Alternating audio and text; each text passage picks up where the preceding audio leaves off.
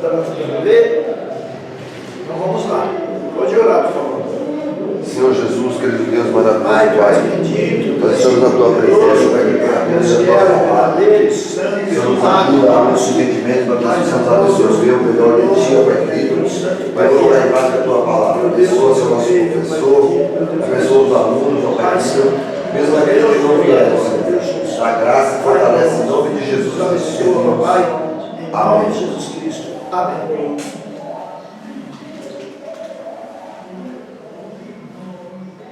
Semana passada nós estudamos 1 Crônicas.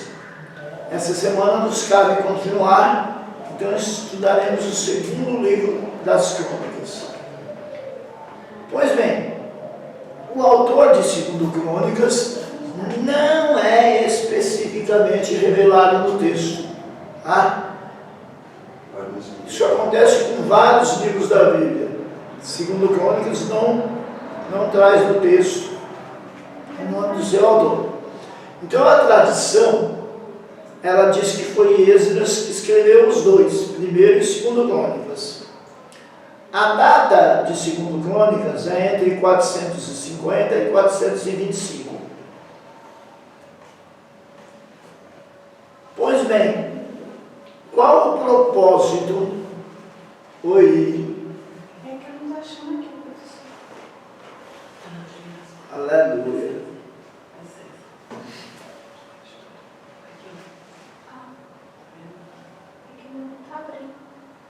É porque eu peguei o celular agora, professora, então eu ainda estou atrapalhada um pouco com ele. Não é melhor a irmã acompanhar com a gente? Tá bom. Porque eu vou olhando aqui e vou comentando. Tá.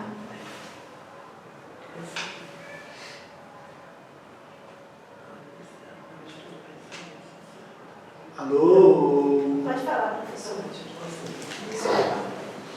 Vamos lá, então. Qual o propósito?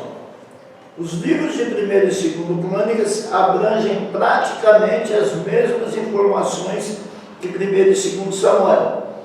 Então, olha, 1 Reis, 1 Crônicas abrange 1 e 2.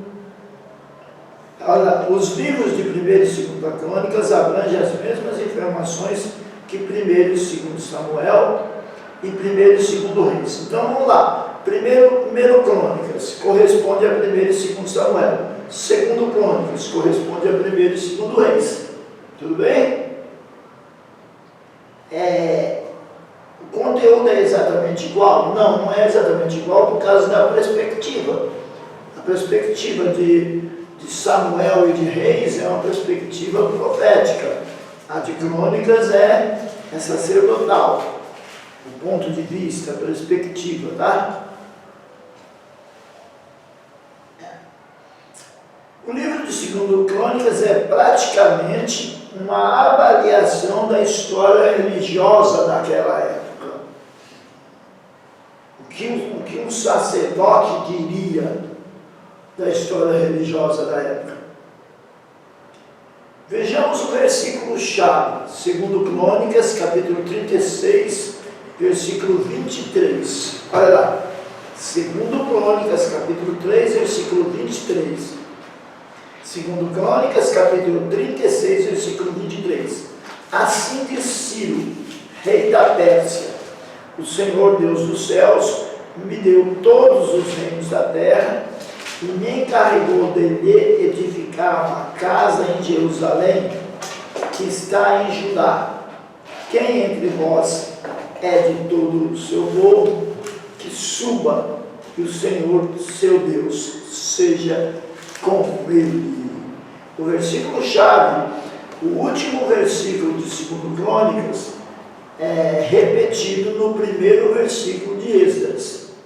É Ciro permitindo, mais do que permitindo, ordenando que o povo pudesse voltar do cativeiro. Qual seria o resumo de 2 Crônicas? O livro de 2 Crônicas registra a história do Reino do Sul, de Judá. Por que não registra o Reino do Norte? Porque a perspectiva é sacerdotal, não vai destacar o pecado. E se for falar do Reino do Norte, tem muito mais pecado do que se for falar do Reino do Sul. Por isso que o cronista escolhe contar a história via Judá, ao invés de contar via Israel. Pois bem, desde o reinado de Salomão até a conclusão do exílio. Então, segundo Crônicas começa no reinado de Salomão, na conclusão começa no reinado de Salomão e vai até o final do exílio. A queda de Judá é decepcionante, mas a ênfase é dada aos reformadores espirituais que zelosamente tentaram ajudar o povo a voltar-se a Deus. A história é ruim, mas ao invés de destacar a parte ruim da história, como acontece com o primeiro e segundo reis, destaca os homens que tentaram ajudar o povo para que o povo se voltasse para Deus, ao invés de destacar o cativeiro em si. Olha lá, pouco é dito sobre os maus reis, que tem, como eu repito, tem que destacar a esperança, e não o pecado. Tá? Pouco é dito sobre os maus reis ou o fracasso dos bons reis. Apenas bondade é destacada. Por quê? Porque não tem que falar de coisa ruim, o povo já foi para o cativeiro, já voltou, agora tem que falar de coisas boas para levantar o povo. É igual quando uma pessoa, vamos tirar do ponto de vista da nação e colocar no ponto de vista individual. É igual quando você está falando com uma pessoa que estava distanciada dos caminhos do Senhor e agora voltou. Você não tem que ficar relembrando coisas ruins, relembrando os erros dela, as falhas dela. Você tem que procurar mostrar para ela que, apesar de tudo que ela fez, Deus a pegou. Ela está retornando. É o que primeiro e segundo Crônicas faz. Destaca que Deus perdoou o povo. Quase não fala na questão do pecado.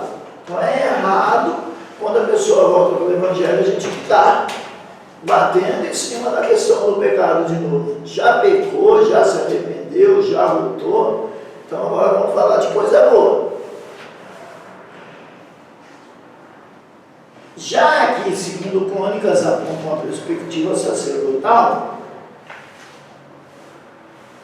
o reino do norte de Israel raramente é mencionado. Quase não fala do reino do norte. Por causa de sua falsa adoração e de sua recusa em reconhecer o templo de Jerusalém. Segundo Crônicas, termina com a destruição final de Jerusalém e do templo. Então, a perspectiva do livro é sacerdotal, mas até quando ela fala na destruição do templo, ela fala na destruição do templo, o livro fala na destruição do templo, destacando mais a tentativa de restauração, a tentativa de que aquilo não acontecesse, o aconselhamento, do que a queda do templo, provavelmente dita. O que esse livro prenuncia? Tal como acontece com todas as referências a reis e templos no Antigo Testamento, vemos nelas um reflexo verdadeiro. Daí, tal como acontece com todas as referências a reis e templos no Antigo Testamento, vemos nelas um reflexo verdadeiro dos reis dos reis. Então, por que não destaca os reis ruins? Porque querem destacar os reis que apontam para Cristo, os bons reis, os reinos deles que foram prenúncio prenúncios do reino milenar de Cristo, como é o caso de Davi. A parte áurea do reinado de Davi tipifica o milênio, tipifica o reinado do Messias na terra. Pois bem, mesmo o melhor dos reis de Israel tinha as falhas de todos os homens pecadores e conduziu o povo de forma imperfeita, que no caso aqui foi Davi. Mas quando o rei dos reis viver e reinar sobre a terra no milênio, ele vai estabelecer-se no trono de toda a terra como legítimo herdeiro de Davi. Então, o que mais se aproxima de um tipo do milênio, de um tipo do reino de Cristo, é a primeira fase do reino de Davi, antes de Betseba. O reinado de Davi é dividido em antes e depois de Betseba. Antes do reino do incidente, vamos assim chamar, de Davi com Betseba, o reino dele é apontado como um tipo do reino de Cristo no milênio. Só então teremos um rei perfeito que reinará em justiça e santidade, somente no milênio. Algo sobre o qual o melhor dos reis de Israel só podia sonhar. Tanto Davi como Salomão só puderam sonhar com um reinado de paz. Esse reinado de paz ele cumprir-se-á na pessoa de Jesus Cristo no milênio. Esta é a perspectiva de 2 Crônicas. Pois bem, da mesma forma, o grande templo construído por Salomão não foi projetado para durar para sempre. Deus já sabia, Deus não é pego de surpresa, Deus já sabia que por causa do pecado do povo, o templo seria destruído. Ele não foi mesmo feito para durar para sempre. Olha aí, apenas 150 anos mais tarde, esse templo já estava precisando de reparo devido à deteriorização e à deformação causada pelas gerações futuras que tinham se voltado à idolatria. 150 anos depois do templo pronto, ele já estava precisando de reforma. Mas o templo do Espírito Santo, que somos nós, aqueles que pertencem a Cristo, viverá para sempre. Será renovado. Esse templo aqui, ó, esse templo que somos nós, ele será renovado. Nós vamos receber um novo corpo. O apóstolo Paulo diz que ainda que esse homem exterior se corrompa, o homem interior se renova. E no arrebatamento, os que estiverem vivos serão transformados, receberão um corpo glorificado, que é uma continuação desse corpo, porque é a mesma pessoa, adaptado para a realidade do céu. Não vai ser destruído, como foi aquele templo feito de ouro lá em Jerusalém. Nós, os pertencentes a Jesus, somos o templo. Deus falou para Salomão: olha, Salomão, eu vou receber a oração desse povo quando eles orarem daqui desse templo. Essa casa está consagrada, eu vou habitar nela. Só que a habitação de Deus naquele templo era temporária, e nós não. Em nós a habitação de Deus é por toda a nossa vida, e depois salta para a eternidade, salta para a vida eterna. Nós somos pertencentes a Jesus.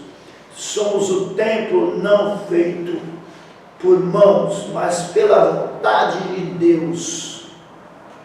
João capítulo 1, versículos 12 e 13, por favor. Evangelho segundo escreveu São João, capítulo 1, versículos 12 e 13.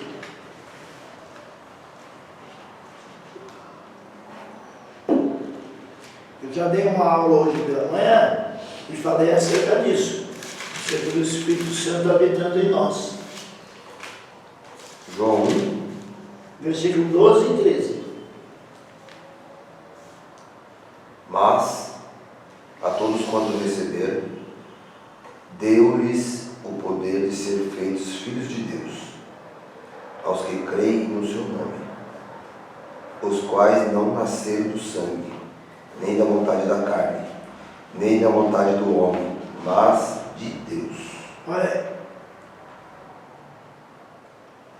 o Espírito que vive dentro de nós nunca vai se afastar e nos entregará seguramente na mão de Deus um dia.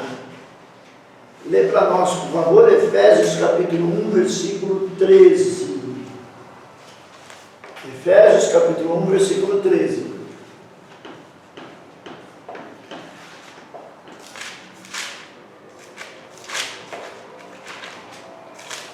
Efésios 1, 13. Em quem também vos estáis, depois que ouviste a palavra da verdade, o evangelho da vossa salvação, e, tendo nele também crido, foste selado com o Espírito Santo da promessa. Antigamente, quando se falava de selado com o Espírito Santo da promessa, se entendia que era o batismo com o Espírito Santo. Mas não é disso que o texto está falando. Porque este selo é colocado para garantir a propriedade. A pessoa batizada com o Espírito Santo, ela pode vir perder a salvação, mesmo tendo sido batizada com o Espírito Santo. Aqui não, que está falando aqui de selo, de promessa de salvação. Dá só uma olhada na mesma carta de Efésios, aos Efésios, capítulo 4, versículo 30.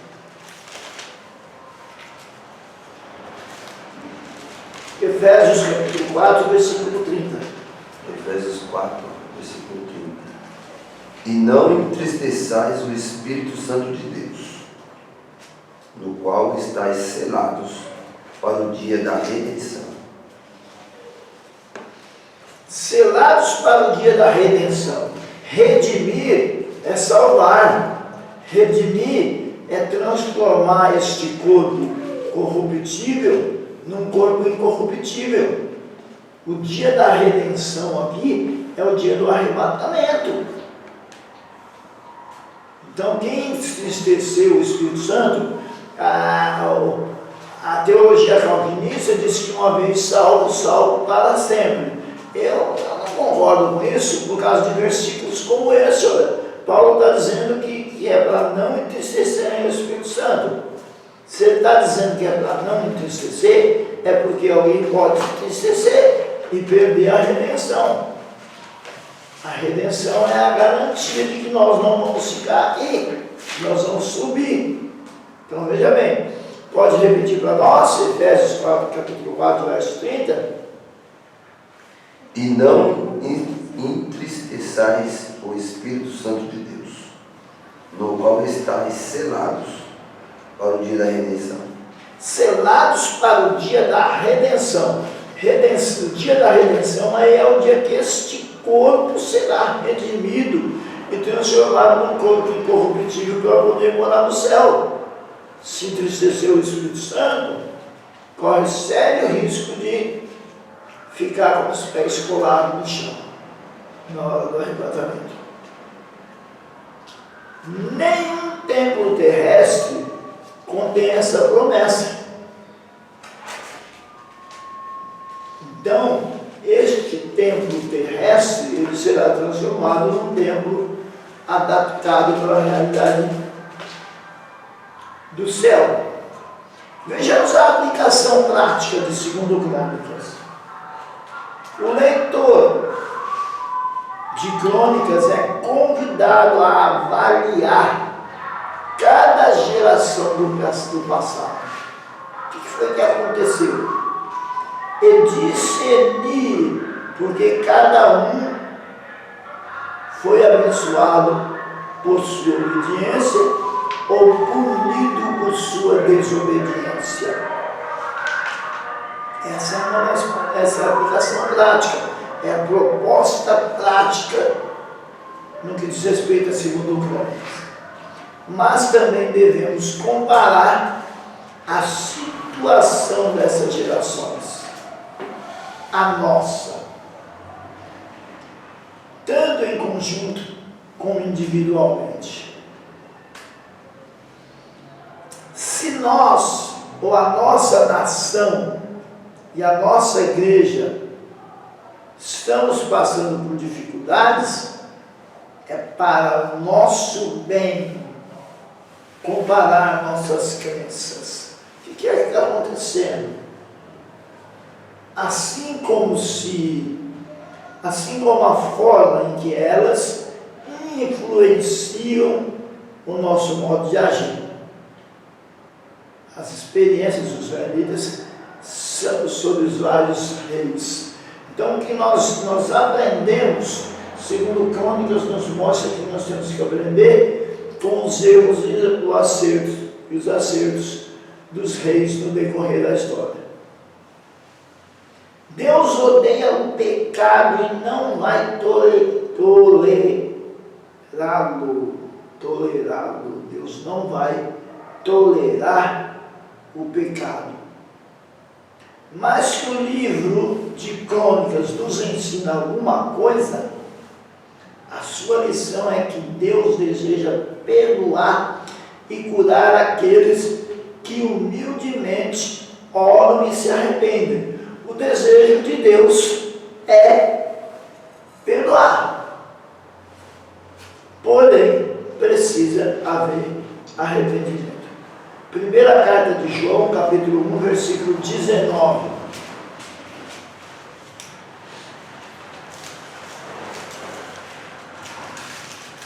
Primeira carta de João, capítulo 1, versículo 19.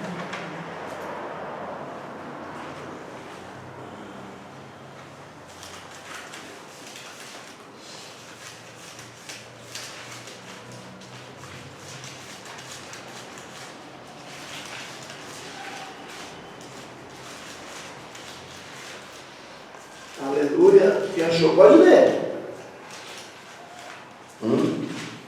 19. Primeira carta de João, capítulo 1, versículo 19.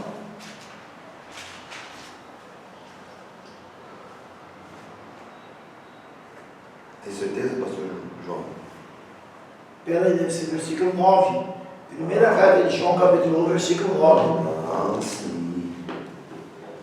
Se confessarmos os nossos pecados, Ele é fiel e justo para nos perdoar os pecados e nos purificar de toda a injustiça. Ele é fiel e justo. Então a intenção dele é perdoar. Mas precisa ver confissão, arrependimento, para que ele nos perdoe. Sem confissão e sem arrependimento não há perdão. E a confissão do pecado aí não é para o homem, é para Deus. Repete, por favor.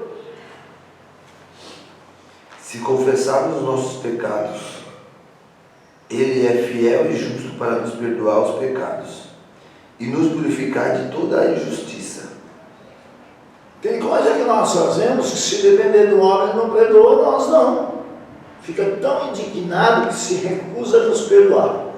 Já vi casos assim. A pessoa fazer algo tão grave que o outro se recusa a perdoar. O único que perdoa qualquer pecado mediante arrependimento é Deus. Repete de novo. Qualquer pecado, pastor João? Qualquer pecado Deus perdoa. Antigamente a gente ouvia falar, esse pecado Deus não perdoa. Misericórdia.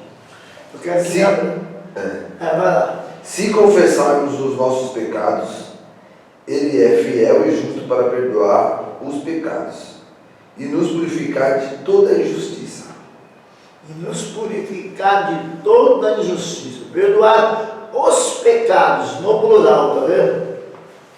E nos purificar de toda a injustiça. Quer dizer que então, antigamente se dizia que eu já ouvi falar, tem pecado que Jesus não perdoou, que Deus não perdoa. Qual o pecado? Tipo, que o povo dizia que ele não perdoa. Ixi, essa questão dele, né, gente? Será que Deus não perdoa o homicídio? Perdoa. Eu conheço um testemunho, agora eu já esqueci os detalhes. Mas eu conheci o testemunho e conheci a pessoa. Não convivi com ela na época em que os fatos aconteceram, mas eu conheci a pessoa.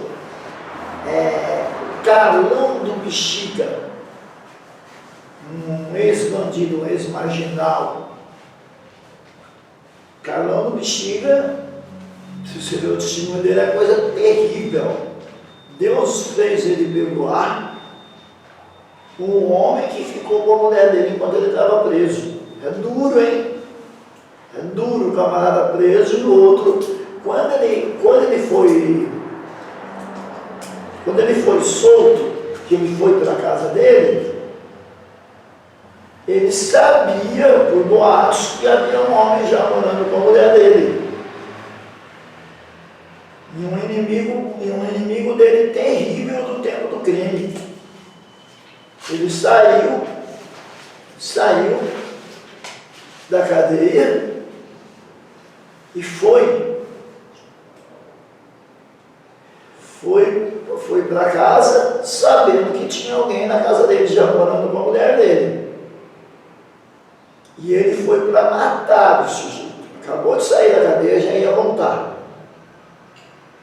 Mas Deus fez um movimento que a porta da casa travou, ele não conseguiu entrar. Ele só conseguiu entrar quando ele já tinha se acalmado ao ponto de não matar.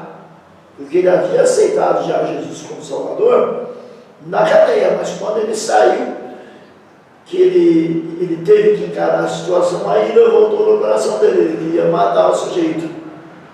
Quando ele forçou a porta, forçou para entrar, e Deus foi trabalhando no coração dele. Quando ele conseguiu entrar, ele já tinha desistido da ideia de matar o sujeito. O sujeito estava na casa dele, com a mulher dele, com os pés na mesa de centro, e falou para ele: e aí, entra, você veio para me matar? Você é crente não pode matar os outros. E ele ganhou o camarada para Jesus.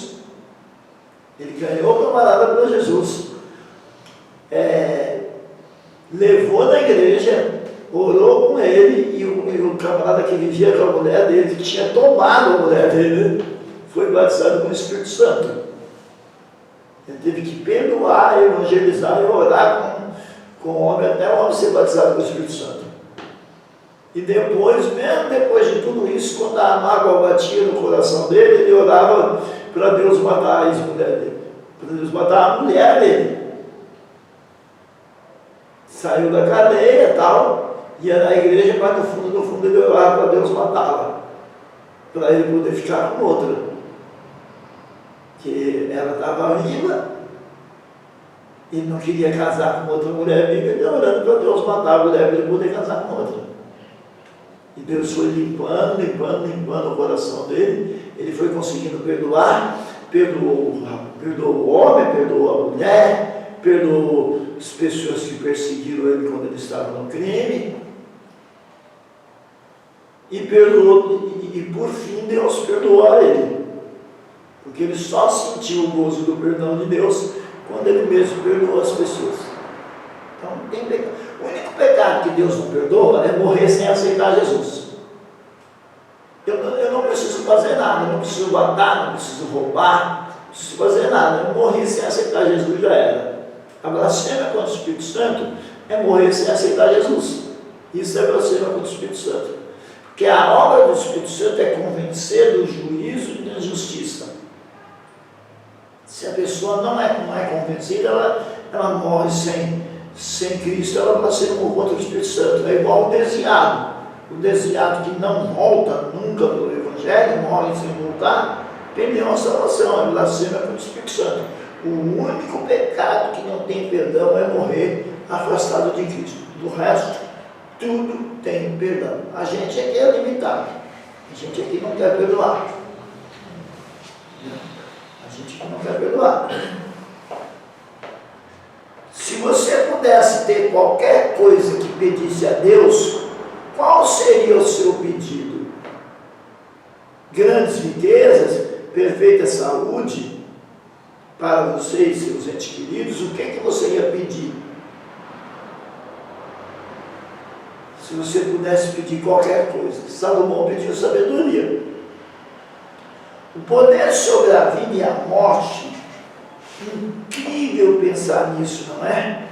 Mas o surpreendente é que Deus fez tal oferta a Salomão e ele não escolheu nenhuma dessas coisas.